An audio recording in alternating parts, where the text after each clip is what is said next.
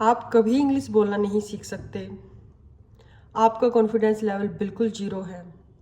और जब आप स्पेशली अपने आप को दूसरों से कंपेयर करते हैं तो उस टाइम लगता है कि ये फ्लुएंट स्पीकर है, मैं इस तरीके से कभी भी इंग्लिश नहीं बोल सकती।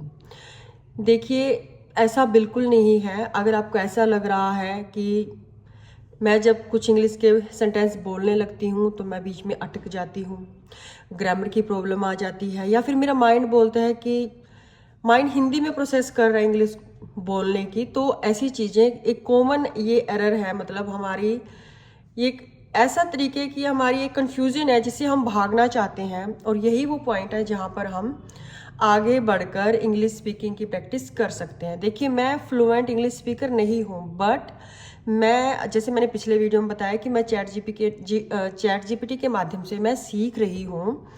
ठीक है, ठीक ठाक, मतलब हमें समझ आ जाता है, हम लिखा हुआ रीड कर लेते हैं। मतलब बात ये कि हम एक्सप्रेस नहीं कर पाते चीज़ों को कॉन्फिडेंटली, तो इसलिए मैं यहाँ पर हूँ, मैं अपनी जर्नी यहाँ पर शेयर कर रही हूँ। पहली बात ये है कि जब मैंने इंग्लिश सीखना शुरू किया, मुझे लगभग 2 मंथ्स के अराउंड हो चुके हैं। आपको एक बात बताऊं, एक दिन भी ऐसा नहीं गया जब मेरे माइंड ने मुझे ये नहीं बोला कि रहने दे, आज छोड़ दे, एक दिन छोड़ देगी तो कुछ नहीं होगा, कोई बात नहीं, फिर कर लेंगे। एक दिन भी अब तक ऐसा नहीं हुआ कि पहले मेरे माइंड में ये थॉट नहीं आई। ये बात मैं आपको क्यों बता रही हूँ, ये बताने का सिर्फ एक ही रीजन है कि आप अकेले नहीं हैं जिसको डर लगता है, कन्फ्यूजन होती है, जिसका माइंड बार बार स्किप करना चाहता है प्रैक्टिस को, कंसिस्टेंसी को वो मना करता है।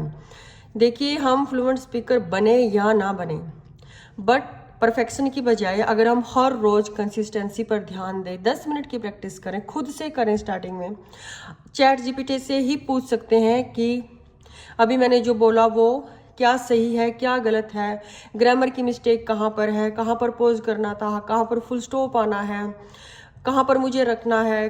कहीं आप एक ही मतलब बहुत लॉन्ग लॉन्ग सेंटेंसेस तो नहीं बोल रहे हैं, आप अपनी बात को रख पा रहे हैं बट लंबे सेंटेंसेस बोल रहे हैं।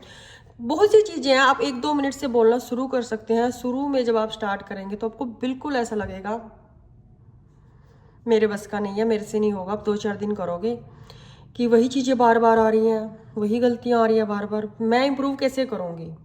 इम्प्रूव करना सिर्फ कंसिस्टेंसी पर और बार बार वहाँ पर जाकर चैट जीपीटी से ये पूछना कि आपने ये मेरी बात में गलत कैसे किया, इसका ठीक क्या होगा, उसको पूरे तरीके से एक्सप्लेन कीजिए, स्टेप बाय स्टेप।